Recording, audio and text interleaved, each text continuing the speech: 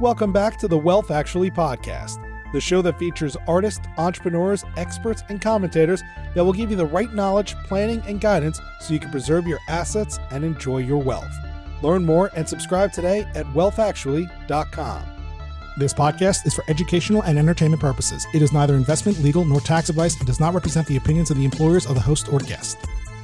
And now, here's your host, Fraser Rice. Welcome back to the Wealth Actually podcast. I'm Fraser Rice.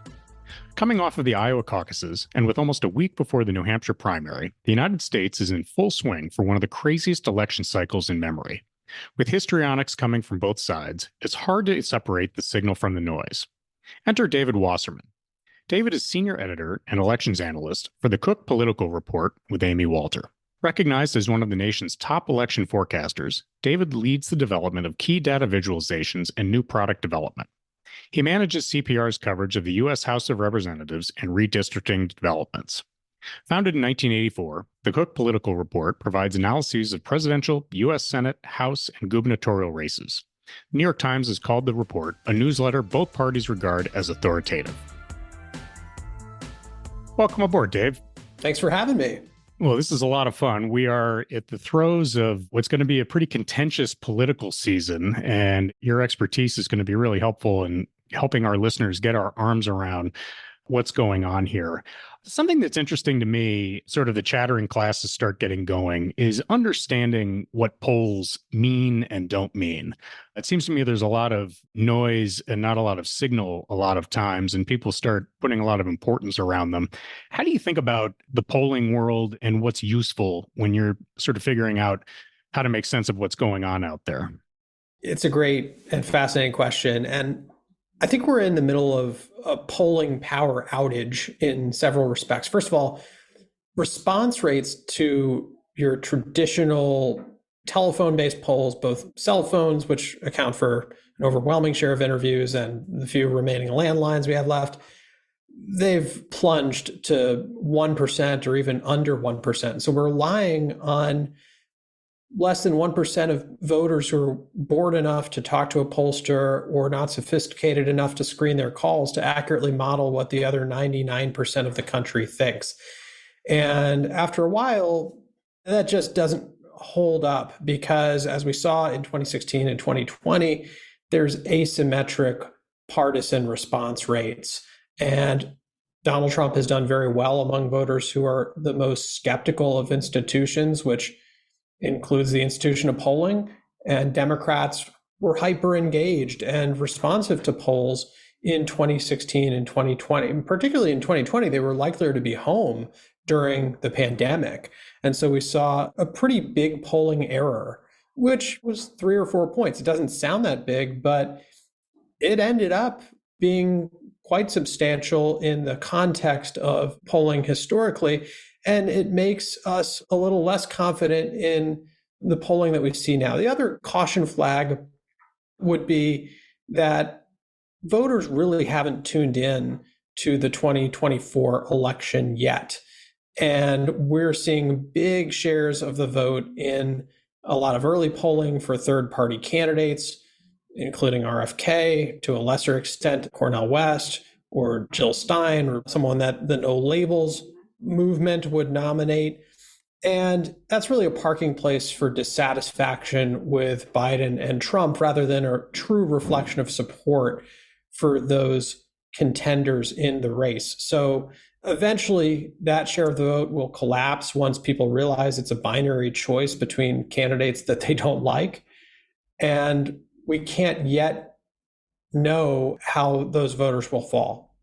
So we're on the cusp of New Hampshire right now. And when this comes out, we'll probably know more about how that turned out. But as you look at the environment, what is the state of play at this point for the presidential candidates? And then as we go down the list here with Congress and then major state issues.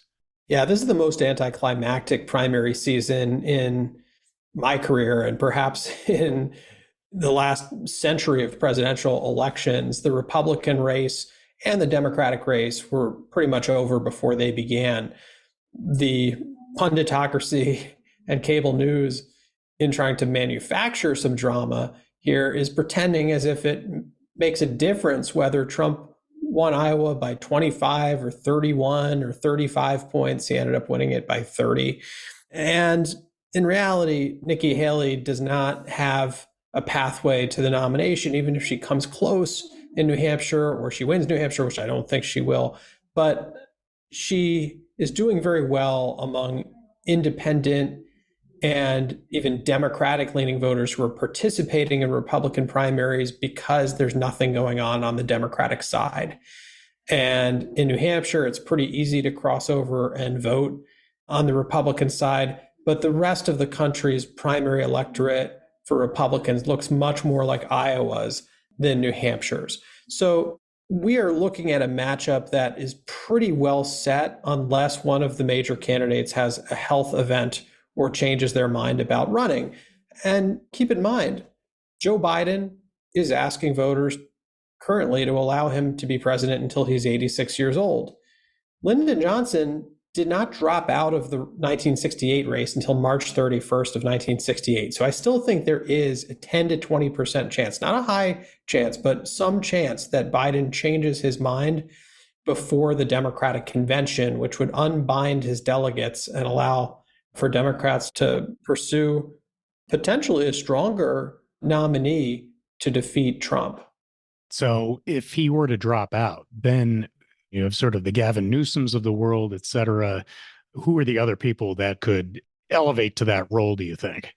Republicans aren't too afraid of Kamala Harris. She, for most of this administration, had lagged behind Joe Biden in popularity in polls. Now Joe Biden is maybe lagging her by a point, but it's about the same.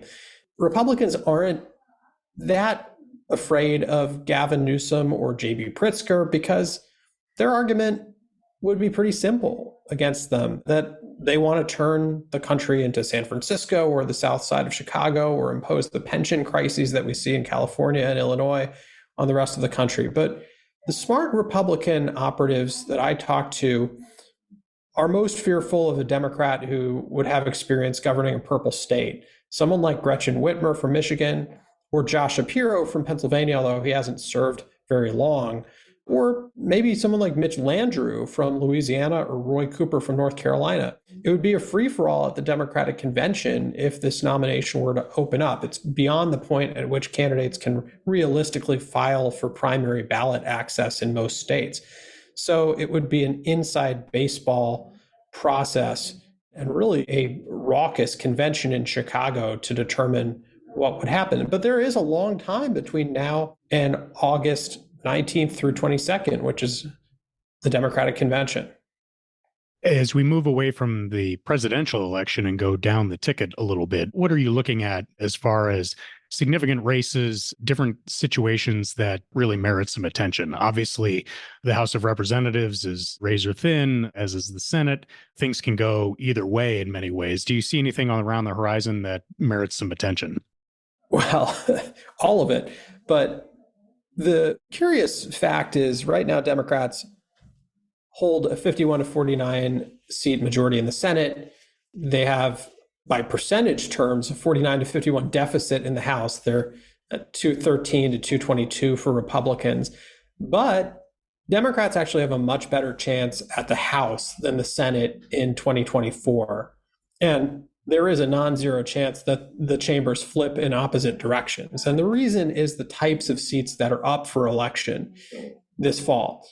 In the Senate, Democrats are looking at the worst map I've ever seen for one party. They're defending pretty much all the vulnerable seats in the Senate, and they're going to lose one off the bat. That's West Virginia, where Joe Manchin is retiring. So the Senate starts out at 50-50. That means Democrats have to run the table on every one of the competitive races and hold the White House because a vice president breaks a tie in the Senate.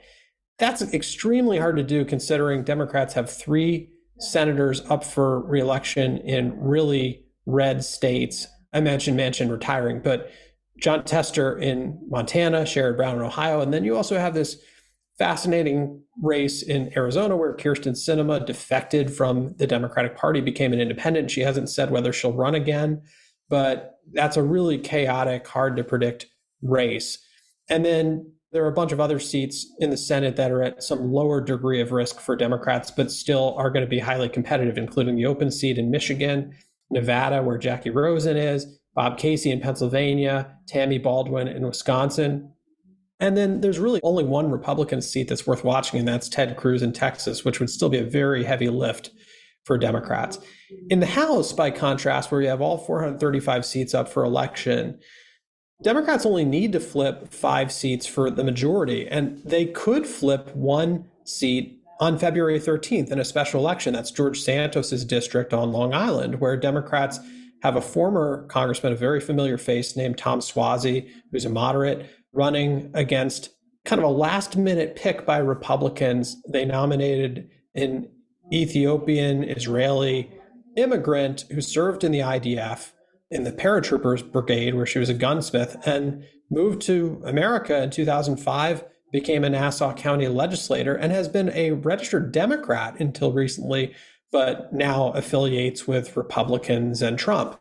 I think Democrats could prevail in that special election and narrow Republicans' margin. And then on top of that, you have 17 other Republican-held seats that are districts that Joe Biden carried in 2020.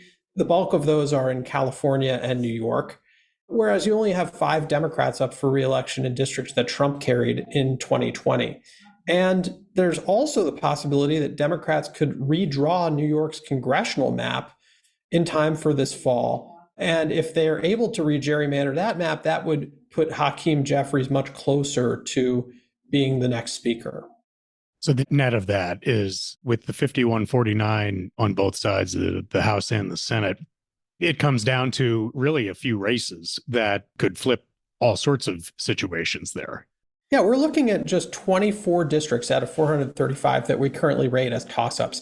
So the House is really going to be decided by about 5% of American voters who live in those highly competitive districts. And they're mostly concentrated in states where Democrats underperformed in the midterms. So New York and California actually were really weak states for Democrats in the midterm elections because abortion was most potent as an issue in some of the Midwestern battlegrounds where there were fierce fights in state capitals over abortion laws. That rallied Democrats to the polls. But in blue states like New York and California, there were no threats to existing state laws on abortion in state capitals. And so Republicans were much better able to make those elections about immigration, crime, inflation, and the issues that played to their strengths. So as a result, now you've got Democrats on offense in places where they're hoping to rebound.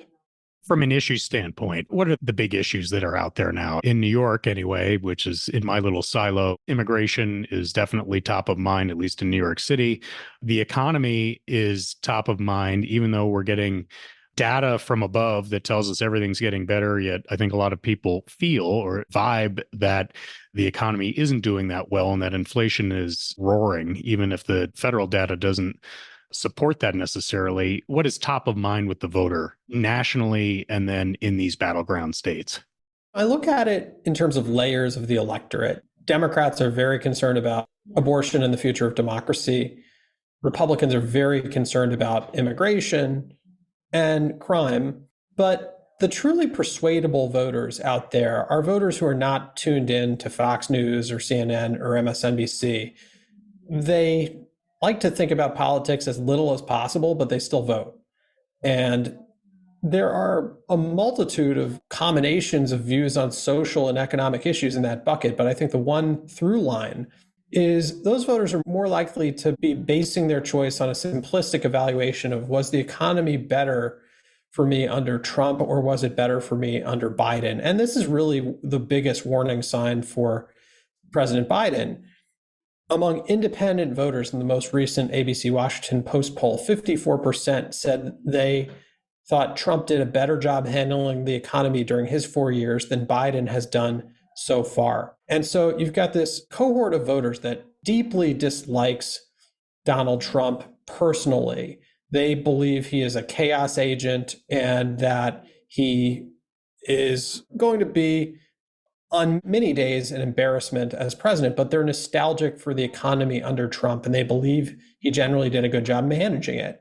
It's kind of a more extreme version of the dissonance in the Clinton era, when you had a number of voters who felt that Clinton acted immorally in the White House, but they also really liked his management of the economy. So that is the challenge that Democrats are up against. And Democrats would say, well, voters were deeply pessimistic about the economy in the midterms, and yet we still picked up a Senate seat. We didn't do as badly as expected in the midterms, and that's true, except that there are only 112 million Americans who cast ballots in the midterms. There are going to be between 150 and 160 million Americans who show up in 2024. And that added layer of voters, I believe, is pretty down on Biden when it comes to the economy and his handling of foreign policy as well. Expand on the foreign policy question with the Ukraine and now Israel and the Gaza Strip, Taiwan even. What impact do those international situations have on the voter to the extent that they care? I'm taken by the showy support of Palestine that we see on the news nationally. And I'm wondering if that's a trend that I just was unaware of or maybe took for granted living in the middle of Manhattan. Yeah, prior to October 7th, there was broad unanimity among Democrats on most policy matters. And yet the Israel-Hamas war has opened up a gaping wound among Democrats' younger coalition. There are stark divides between younger and older Democrats over where their sympathies lie in the Middle East. And there's broad dissatisfaction among younger progressives about the president's willingness to stand with Israel and not put conditions on aid. And that really threatens the president's ability to turn out a base of voters that was critical to his success in 2020. Joe Biden carried 18 to 29-year-olds by 22 points in 2020, and most of that was anti-Trump rather than pro-Biden. But now Joe Biden's the incumbent, and it's harder to make the race about your opponent when you're the incumbent. And so do we see Joe Biden win the same level of support as he did in 2020 with that group? Do we see him garner the same turnout? I'm really skeptical. And Biden can't afford hardly any erosion from where he was in 2020, because keep in mind, even though he won 7 million more votes than Donald Trump and won the popular vote by 4.4%, his effective margin of victory in the Electoral College was 42,915 votes out of 159.6 million cast in the election. That was his cumulative margin in the three closest states that put him over the top in the Electoral College: Arizona, Georgia, and Wisconsin. For those three states, do you see particular warning signs for Biden in the data that we should focus on? Well, this race is going to come down to just 6 states, and those are Arizona, Georgia, Nevada, Wisconsin, Pennsylvania, and Michigan. And a couple months ago, I would have said that Michigan and Nevada were leaning a little bit towards Democrats because, they had slightly larger margins of victory for Biden in 2020. Democrats did pretty well there in the midterms. And yet the demographic realities of those states are difficult for Joe Biden to confront. Biden has actually held up fairly well in terms of his support with older white voters. He's retaining his support among college graduates, at least white college graduates. But where we have seen a lot of erosion is with Hispanic voters and young voters. And arguably the group where we've seen the biggest fall off from 2020 is not a particularly large group, but it's Muslim voters who are a significant share of the vote in Michigan. They make up about 2 to 3% of the vote. And we've seen in the limited data we have so far since October 7th, pretty much an abandonment of Joe Biden among that group. That would be enough to make Michigan a tie in and of itself. And when you consider Nevada, it's a much younger, less college educated, and more Hispanic state than the other battlegrounds. So there's kind of this demographic cocktail that's very unfavorable for Joe Biden in that state, even though Democrats have consistently carried it since 2008. If Biden were to have a late dropout, which one of those candidates that you were talking about before might address those demographics positively? Whitmer in Michigan does have experience in balancing the politics of the Muslim community in her state and with the more pro-Israel community in her state. And she's experienced in kind of navigating those waters. She's also gone through threats and kidnapping attempts that most governors have not had to deal with. There are, I think, more concerns about Gavin Newsom because even though he's a talented communicator, he's also presided over a lot of very progressive legislation in Sacramento, signed bills into law that are unlikely to be popular policy in the middle of the country, particularly on energy issues, but it runs the cultural gamut. There's a lot there for Republicans potentially to attack, whereas Whitmer's strategy in 2018 was essentially to run on fixing the damn roads. Amy Klobuchar from Minnesota could be another contender in a Biden dropout scenario. Some of the issues with her staff that she had to address in 2020 would probably come up again. Is there anything timeline-wise with Trump's court cases that you think derails him from getting the nomination? No, not the nomination. At this point, I think the only threat to his renomination would be a health event. However, it is a valid question to ask, what would a conviction on any of these counts do in the general election? You kind of need not only an election forecaster, but a legal procedure expert and a gerontologist to understand the 2024 election. And I don't pretend to be either of those latter two things, but most legal experts who we've spoken with believe that it's a less than 50-50 chance we're going to get a verdict in any of these cases before November 5th, that there are enough procedural tactics that Trump can use to delay the starts of trials and push a potential verdict in these cases past the election date. There's also the chance that we could end up with a mistrial in Florida, for example, because the jury pool comes from counties that are pretty politically mixed. There's a potential for a conviction in the DC case, but that's mostly because the jury pool is made up of a locality that voted for Biden 92-5. And what would Trump do in that instance? He would call it a nakedly partisan verdict.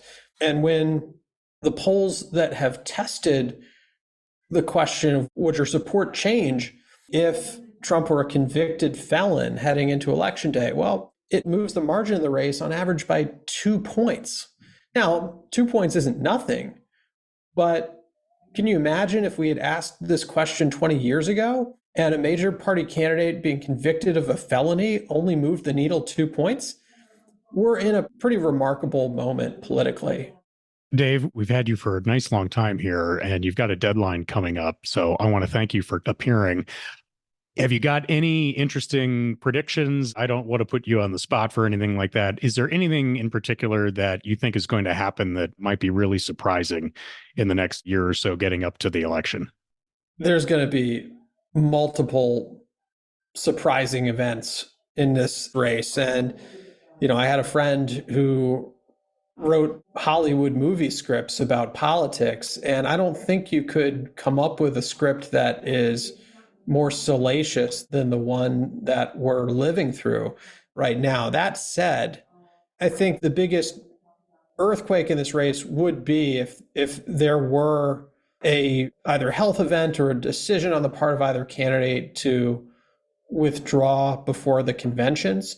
I think Biden would be more likely to have a change of heart than Trump if Biden were to look at the polls and feel as if maybe I'm not the best candidate to defeat Trump in this election, even if I was the only Democrat capable of defeating him in 2020, which I think he really believes and may be true given how far the left much of the field was. But the candidate that is kind of out of nowhere that people keep mentioning to me in that scenario is Mark Cuban. And that would be interesting if he were to run. Also, Nikki Haley isn't really gaining traction nationally as a contender for the Republican nomination. She's kind of plateaued. But if she were running as an independent candidate, and I think it is too late for that at this point, but if she were running as an independent, I think it would be a genuinely competitive three-way race. So we'll see. But we're going to be living through an unprecedented set of circumstances politically these next 10 months. Dave, thanks so much for being on. I have a feeling I will be checking back with you after the elections, and maybe we'll do a post-mortem.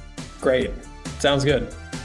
Thank you for listening to this episode of Wealth Actually, hosted by Fraser Rice, author of the book Wealth Actually and a leading private wealth manager. Head on over to wealthactually.com where you can subscribe to this podcast, get your own copy of the Wealth Actually book, and connect with Fraser directly.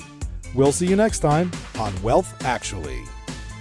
Fraser Rice is an employee of Next Capital Management, LLC. This podcast is not investment, legal, or tax advice, nor does it reflect the opinions of Next Capital Management. Any opinions represented in this show are Fraser's individually and not an endorsement of the guest.